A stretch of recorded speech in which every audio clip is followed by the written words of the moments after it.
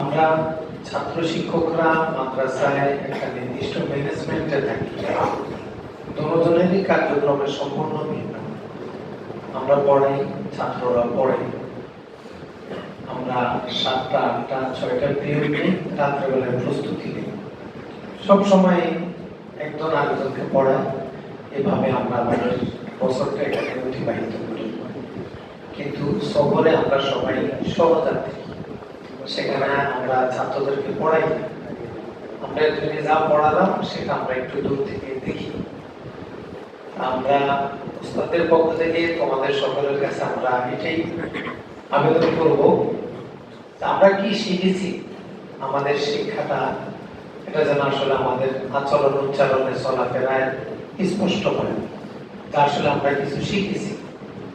একেবারে সফরের শুরু থেকে আবার গন্তব্যে ফিরে আসা পর্যন্ত সফরে আমাদের ভুলগুলো কোথায় হয়?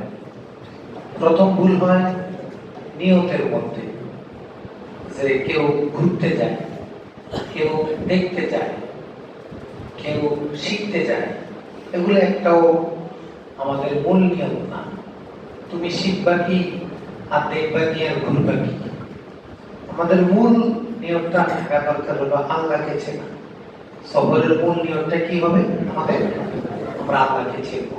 এতদিন আমরা আল্লাহকে চেনার চেষ্টা করেছি নুসুসের মাধ্যমে, কিতাবের লেখার মাধ্যমে। এবার আমরা আল্লাহকে চিনবো আল্লাহ সৃষ্টিকে দেখার মাধ্যমে।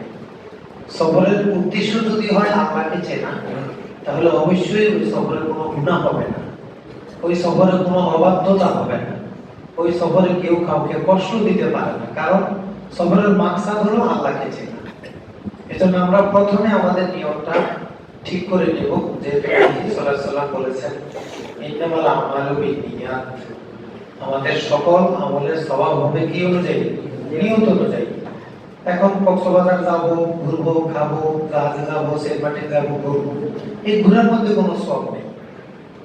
কিন্তু সাগর দেখে, সেন্টমার্টিন দেখে, আল্লাহ রাব্বুল আলামিনের বিশাল সৃষ্টি দেখে যদি আল্লাহ তাআলার বিশালতাকে একটু অনুভব করতে পারি, তাফাক্কারু ফি খালকিল্লাহ, তোমরা আল্লাহর সৃষ্টিকে নিয়ে ফিকির করো, গবেষণা করো, সৃষ্টিকে দেখে দেখে স্রষ্টাকে চেনার চেষ্টা করো।